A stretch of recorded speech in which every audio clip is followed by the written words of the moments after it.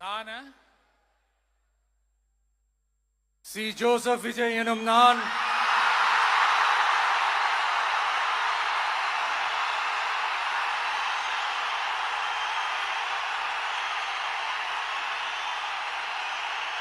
சட்டப்படி அமைக்கப்பெற்ற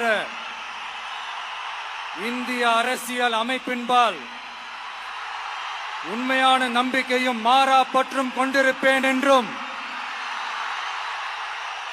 இந்திய நாட்டின் ஒப்பில்லாத முழு முதல் ஆட்சியையும் ஒருமையையும் நிலை நிறுத்துவேன் என்றும்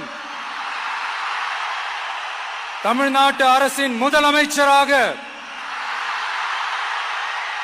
உண்மையாகவும் உளச்சான்றின்படியும் என் கடமைகளை நிறைவேற்றுவேன் என்றும் அரசியல் அமைப்பிற்கும் சட்டத்திற்கும் இணங்க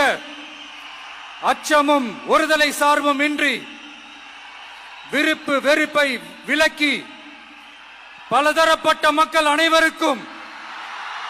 நேர்மையானதை செய்வேன் என்றும் ஆண்டவன் மீது ஆணையிட்டு உறுதிமொழிகிறேன்.